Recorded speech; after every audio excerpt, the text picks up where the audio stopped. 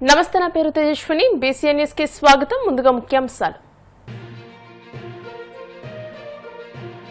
Kakinada collectorate లో వాడివేడిగా జిల్లా ప్రత్యేక సాగునీటి సలహా మండలి సమావేశం.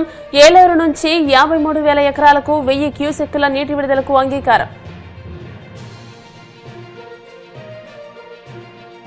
కుప్పంలో ఇంటింటికి టీడీపీ ప్రచారంలో చురుగ్గా పాల్గొన్న నారా భువనేశ్వరి. ప్రభుత్వ పథకాలను ప్రజలకు వివరించిన సీఎం చంద్రబాబు అర్ధాంగి. డిఎస్సీ అక్రమాలకు బాధ్యత వహిస్తూ విద్యాశాఖ మంత్రి నారా లోకేష్ రాజీనామా చేయాల్సిందే. YCP MLC Lellappireddy demand.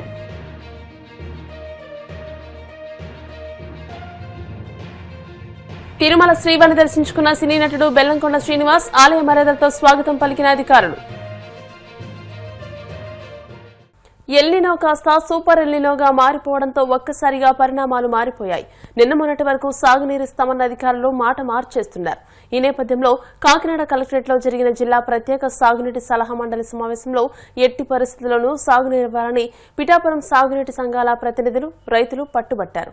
దీంతో ఏలేరు జలాశయం నుంచి 1000 క్యూసెక్కుల నీటిని విడుదల చేస్తామని కలెక్టర్ హరీంద్ర ప్రసాద్ ప్రకటించారు. అయితే పిఠాపురం, పెద్దాపురం, కిర్లంపూడి పరిధిలో ఉన్న రైతులు వరితో పాటు 6 తడి పంటలు సాగు చేయాలని సూచించారు. వాతావరణ శాఖ హెచ్చరించినట్టు వచ్చే 4 నెలలు 30% తక్కువ వర్షపాతం నమోదై రైతులు ఇబ్బందులు పడాల్సి వస్తుందని అన్నారు. ఈ నేపథ్యంలో 6 తడి పంటలకు కూడా ప్రాధాన్యమివ్వాలని సూచించారు. శివారు భూములకు నీరందేలాగా రైతులు, లస్కర్లు, అధికారులతో కమిటీలు ఏర్పాటు చేస్తున్నామని అన్నారు.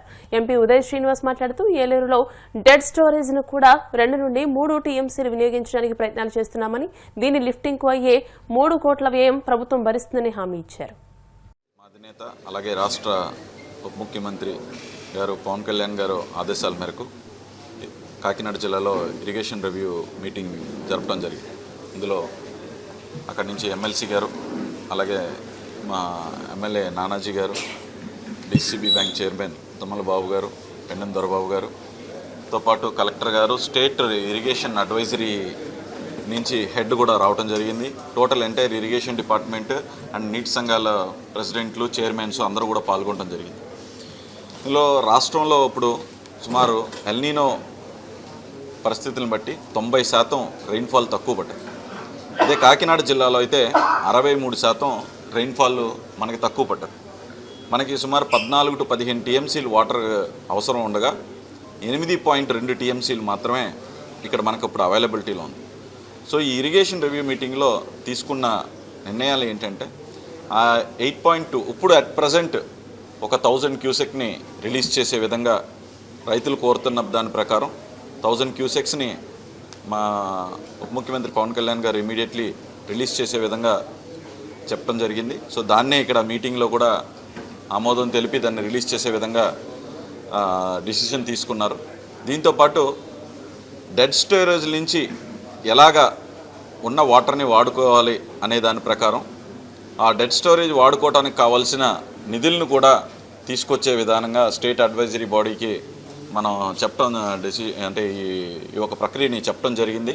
అలాగే లిఫ్ట్ ఇరిగేషన్ ద్వారా గోదావరి నుంచి వీలైనంత వాటర్ని తెచ్చే విధంగా కూడా అండ్ ఇక్కడ ఉన్న డెడ్ స్టోరేజ్ని వినియోగించుకునే విధంగా కూడా టెయిల్ ఎండ్ వరకు వెళ్ళే విధంగా లష్కర్ని పెంచడం కానివ్వండి, అలాగే అక్కడ ఒక ప్రతి విలేజ్లోని కూడా రైతులతో, లష్కర్లతో, అలాగే డిపార్ట్మెంట్తో కూడిన ఒక కమిటీస్ని కూడా ఏర్పాటు చేసుకుని రైతులు ఎవరో కూడా అంటే వాటర్ని అందరికీ వెళ్ళి చేరే విధంగా ఒక కమిటీని ఏర్పాటు చేసుకోవటం కూడా చెప్పడం జరిగింది. సో ఇచ్చిన అడ్వైజులు అన్నింటినీ తీసుకుని మ్యాక్సిమం మన ప్రయత్నం అంటే గవర్నమెంట్ ప్రయత్నం చేసే విధంగా పవన్ కళ్యాణ్ గారు చెప్పటం, దాన్ని ఈరోజు ఇక్కడ ఇంప్లిమెంట్ చేసే విధంగా కూడా మేమందరం కూడా డిసిషన్ తీసుకున్నాం.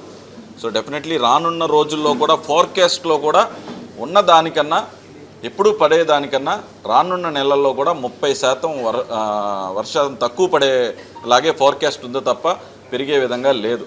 సో దీని మీద రైతులకు కూడా అవగాహన పెంచే విధంగా, ఇన్సూరెన్స్ని కట్టించే విధంగా కూడా మనం అందరం కూడా దీని మీద ఈరోజు కమిటీ డిసిషన్ తీసుకుని రివ్యూ మీటింగ్లో చర్చించడం జరిగింది. సో దాన్ని 100% ఇంప్లిమెంట్ చేసి ఆ దేవుణ్ణి కూడా కోరుకుంటూ వర్షం కూడా పడాలని మనస్ఫూర్తిగా కోరుకుంటున్నాను. ధన్యవాదాలు. ఈరోజు కాకినాడ జిల్లాలో స్పెషల్ ఇరిగేషన్ అడ్వైజరీ బోర్డ్ సమావేశం నిర్వహించడం జరిగింది. ఈ సమావేశంలో ప్రస్తుతం ఉన్న సూపర్ ఎల్నినో పరిస్థితి దృష్టిలో బట్టి ఉన్న ఏలేరు రిజర్వాయర్ ఆయకట్టుని ఏ విధంగా మనము రాబోయే రోజుల్లో ఖరీఫ్ పంటకి సాగునీరు అందించే విధంగా చర్యలు తీసుకోవాలనేది చర్చించడం జరిగింది. ఈ సమావేశంలో కాకినాడ ఎంపీ వర్యులు, జగ్గంపేట ఎమ్మెల్యే వర్యులు, ఎమ్మెల్సీ హరిప్రసాద్ వర్యులు మరియు నీటి యాజమాన్య సంఘ అధ్యక్షులు, వారితో పాటు రాష్ట్ర ఇరిగేషన్ శాఖ అడ్వైజర్ వర్యులు, ఈఎన్సీ వర్యులు మరియు ఎస్సీస్ మరియు ఈఈస్ పార్టిసిపేట్ చేయడం జరిగింది.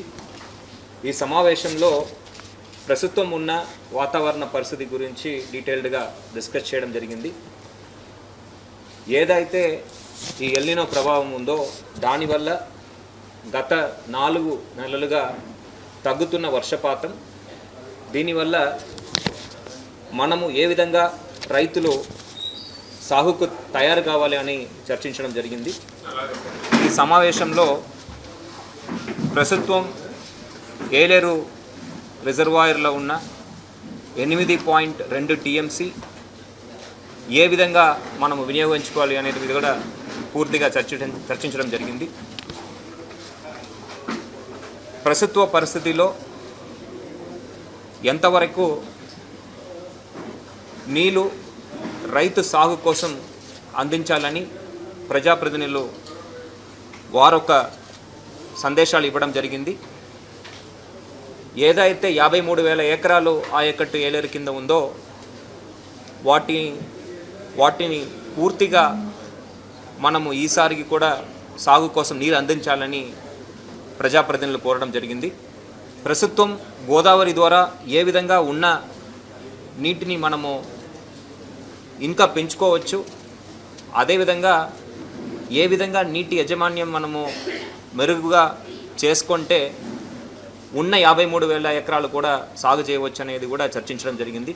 డెఫినెట్గా నీళ్ళు మనము పూర్తి స్థాయిలో ఇవ్వలేని ఒక సందర్భాలు అవకాశం ఉంటుంది కాబట్టి రైతు సోదరులు అందరూ కూడా దాన్ని పరిగణలో తీసుకొని పంటల బీమా తప్పనిసరిగా చేసుకోవాల్సిందిగా, అదేవిధంగా వీలైన చోట్ల వారు ఐడి క్రాప్స్ ఆరుతడి పంటలు వెళ్ళవలసిందిగా ఈ సందర్భంగా మీకు కోరుతున్నాము. తెలుగుదేశం ప్రతిష్టాత్మకంగా చేపట్టిన ఇంటింటికి టీడీపీ కార్యక్రమం రాష్ట్ర వ్యాప్తంగా ఉత్సాహంగా కొనసాగుతుంది. టీడీపీ అధినేత ముఖ్యమంత్రి చంద్రబాబు అర్ధాంగి నారా భువనేశ్వరి సైతం ఈ కార్యక్రమంలో చురుగ్గా పాల్గొన్నారు. ఆమె కుప్పం నియోజకవర్గంలో పర్యటించి స్థానిక ప్రజలను కలుసుకున్నారు. కూటమి ప్రభుత్వం అమలు చేస్తున్న పథకాలను, వాటి ద్వారా ప్రజలకు చేకూరుతున్న లబ్ధిని ఆమె వివరించారు. సంవత్సరాలు ఏ గ్రామం గాని ఏ పంచాయతీలో గాని తల ఎత్తుకుని మనం తిరిగేది లేదు, మనం నోరిప్పి మాట్లాడటానికి వీల్లేదు. అది మనం అందరం గుర్తుంచుకోవాలి. ఎందుకంటే అప్పుడు మన తెలుగుదేశం కార్యకర్తలు చాలా ఎదుర్కొన్నారు, చాలా కేసులు కానీ అట్లానే చాలామంది మన తెలుగుదేశం పార్టీ కోసం వాళ్ళ జీవితాల్ని అంకితం చేశారు. ఒకప్పుడు మనం వినేవాళ్ళం బ్రిటిష్ సమయం అప్పుడు మహాత్మా గాంధీ మన స్వాతంత్రం కోసం చాలామంది వాళ్ళ జీవితాలు త్యాగాలు చేశారని. అట్లానే ఈ ఎలక్షన్ ఒక ఎత్తు. ఆ ఎలక్షన్ మనం గెలవాలని ప్రజలు కానీ మన తెలుగుదేశం కార్యకర్తలు, జనసేన, బీజేపీ కార్యకర్తలు ప్రతి ఒక్కరూ ప్రజల ప్రభుత్వం రావాలని అన్నీ ఎదుర్కొని వాళ్ళు చెయ్యి కలిపి వాళ్ళు మనకి స్వాతంత్రం తీసుకొచ్చిన ఘనత ఆ క్యాడర్కి, ఆ లీడర్కే దక్కుతుంది.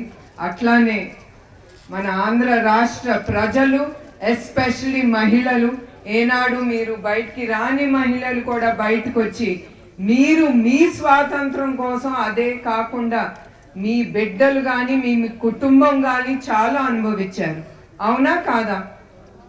అవన్నీ పోయి మంచి ప్రజల ప్రభుత్వం రావాలి, మనం సంతోషంగా ఉండాలని మీ ఓటుతో మన కూటమి ప్రభుత్వం అనేది తీసుకొచ్చాము. అట్లానే మన గ్రామంలో కూడా మన తెలుగుదేశం కార్యకర్తలు ఒకటే నేను కోరేది, మనందరం ప్రజలు అందరినీ ఒక్కొక్కరిని కలుపుకుని వెళ్ళాలి. ఏ పార్టీ అయినా పర్వాలేదు, చివరికి మన గ్రామం మన గ్రామం అనేది మిగిలిపోవాలి, మన రాష్ట్రం అభివృద్ధి చెందాలి. అది మీ ధ్యాస అంతా దాని మీద ఉండాలి. అది నేను కోరుకుంటున్నాను. అట్లానే ఈ పండుగ వాతావరణం కానీ ఎక్కడికి వెళ్ళినా చాలా సంతోషంగా మీరు నన్ను ఆహ్వానిస్తున్నారంటే అది మీరు చూపించే గౌరవం మీ నాయకుడు చంద్రబాబు నాయుడు గారి మీద. ఆయన మీద ఉన్న గౌరవం ఒక సతీమణిగా నాకు దక్కుతాంది. అది నా అదృష్టంగా నేను భావిస్తున్నాను.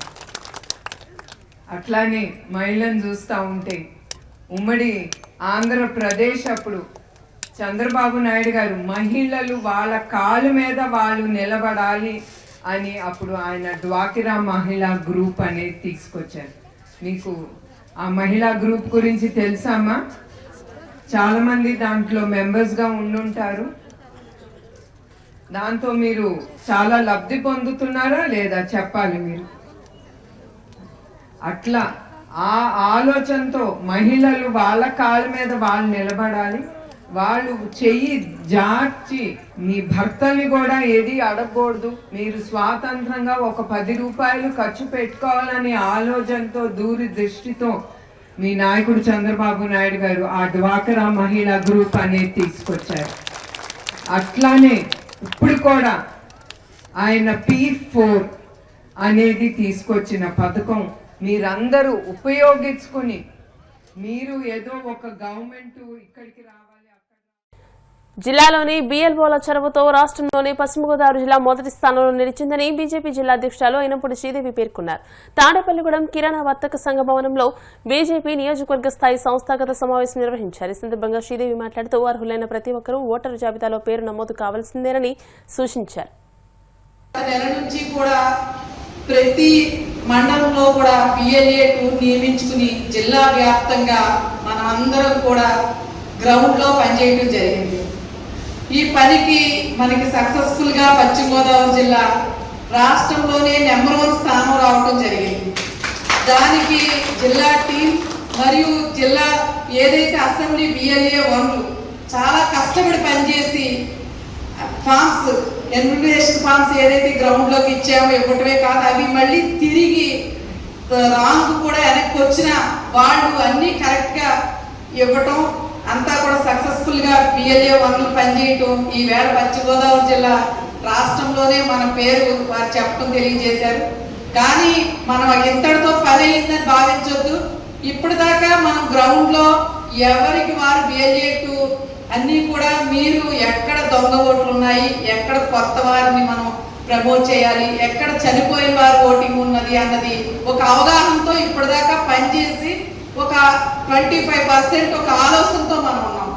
ఇప్పుడు నెక్స్ట్ మనం ఈ రోజు ఏదైతే ఈ ఫామ్స్ ఇవ్వడం జరిగిందో ఆ ఓట్స్ అన్నింటినీ కూడా ఆ ఫామ్స్ ద్వారా ఫిలప్ చేసి మనం కార్యాచరణ వారు ఓటు హక్కుకు వెళ్ళేటట్టు కొత్త వారిని లేని ఎవరైతే దొంగ ఓట్లు ఉన్నారో వారిని తొలగించే ప్రక్రియ, అలాగే కొత్తగా అడ్రస్ మార్పిడి ఎవరైతే ఉన్నారో వాళ్ళందరికీ కూడా సహాయం చేసుకుంటూ ఈ 31వ తారీఖు నుంచి వచ్చే నెల 30 దాకా ఆగస్టు 30 దాకా మనకి రాష్ట్ర అధ్యక్షులు పివిఎన్ మాధవ్ గారి కార్యశాలలో వివరించి చెప్పడం జరిగింది.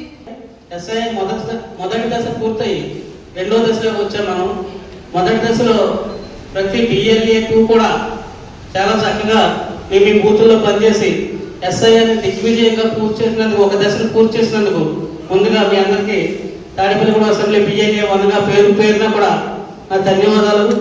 ఇక్కడ నుంచి 2వ దశలోకి 31వ తారీఖుని డ్రాఫ్ట్ లిస్ట్ వస్తుంది మనకి.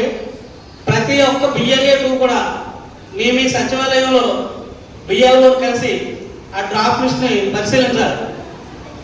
పరిశీలించి అందులో మీరు చేసిన పని ఉన్నది కదండి, ముందు ఆల్రెడీ ఎన్విటేషన్ ఫారాలు ఫిల్అప్ చేయడం కానీ, కొత్తగా ఉన్న షిఫ్ట్ అయ్యి కానీ, లేదా ఎవరైనా అడ్రస్లు మారినవి కానీ అన్ని మీద పనిచేస్తారు కాబట్టి మీకు అవగాహన ఉంటుంది.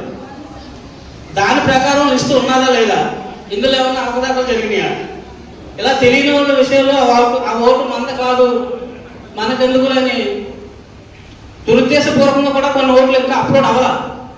నా నోటీస్ కొన్ని వచ్చినాయి. అలాగా మన ఎవరైనా మన ఓట్లు ఏమైనా అప్లోడ్ అవ్వలేదా అన్నది మనం చూసుకోవాల్సిన బాధ్యత మన మీద ముఖ్యంగా ఉంది. ఇప్పుడు కాసేపు ప్రకటనలు.